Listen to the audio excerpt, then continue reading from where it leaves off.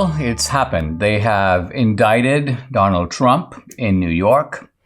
And what is going to follow next are the mugshot, the fingerprinting, the court procedures, a very left-wing judge who has already been selected. The guy's name is Juan Manuel Marchand, in fact, the same guy who dealt with the Trump company and Trump organization CEO Alan Weisberg, that case. A guy who, as Trump correctly says, hates me. And for me, listening to all this, I mean, first of all, when I first heard about it, I just felt a sense of sadness and futility and outrage. But also, this is such a frivolous matter. So there's a sense, on the one hand, that it's terrifying. On the other hand, that it's just stupid. It's ridiculous. It's one thing to charge a former president and leading leader of the opposition party with some high crimes, conspiring with a foreign government, collecting money from China, being engaged in all kinds of criminal activity. But, oops, that's the Biden family, and there's no indictment forthcoming there. Here you have a case brought up over hush money, and I'll have a lot of time next week to go into the case. I want to spend a little time reflecting before I plunge into everything. At this point, I just want to focus on almost a personal reaction because, first of all, let's remember Trump is being indicted for a campaign finance violation. He used campaign finance funds to make this hush money payment, and he altered, or his company altered, documents in the process. And guess what I was prosecuted for? A campaign finance violation. Where? In New York. And so a similarly frivolous and, if I can use the term, trumped up type of charge, a charge that Trump points out in his case is never normally brought against anybody. And the same was true of me. There was no single example in all of U.S. history of someone like me, first-time offender, small amount of money, $20,000, no quid pro quo, no corruption even alleged.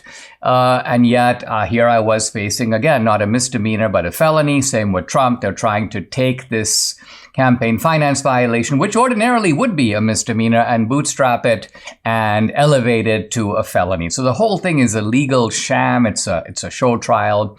And I remember when I met Trump after my pardon, it was Debbie and me and our family, and we were having a kind of a heart-to-heart.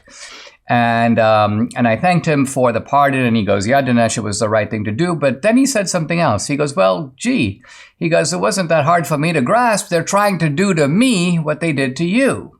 And at that time, this was actually 2019, I believe, yes. It was 2019.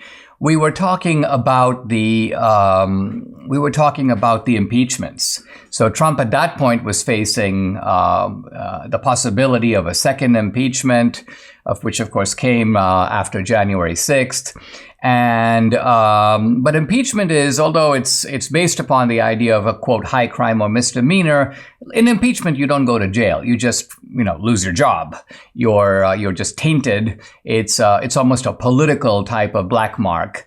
But now Trump is facing a criminal charge with a left-wing judge and a left-wing jury. So if the January 6th defendants know what they're up against in D.C., Trump, I think, knows what he's up against in New York. So this is a very bad situation. It's unprecedented. Think about it. This is the first time in American history that the one party, the party in power, is trying to lock up the leading candidate of the other party, who also happens to be a former president, and they want very much to prevent him from running again. Now, speaking of running again, I see that DeSantis came up with a statement basically saying, he talks about the Soros-backed Manhattan DA, but the key line is Florida will not assist in an extradition request given the questionable circumstances at issue. So DeSantis is essentially siding here with Trump and saying we're not going to be part of the process. He could have gone further and said, basically, I'm going to block any attempt to move this man to New York unless he goes of his own free will. But it does look like, at least from news reports, that Trump is going to turn himself in sometime next week, undergo this process. Now, it's an undignified process. There's really no way around it. And the politics of it, I'm not even going to begin to speculate on today. There are people who are saying, in effect, this is good for Trump. He's going to be guaranteed re-election. I'm now quoting Steve Bannon. Other people who think, and more mainly on the left, yeah, we got what we went after. And Politico even had an amazing article where they said, in effect, it's the wrong thing to do, but or at least there's no real good legal basis here. But that doesn't mean we shouldn't do it. And I think what they're getting at is we can still stop the guy from running again, even if this particular prosecution fails. So we are in a bad state in this country. This goes beyond Trump. It affects us in profound ways. And when I pick up on all this stuff next week, I'll be going into this in far more detail.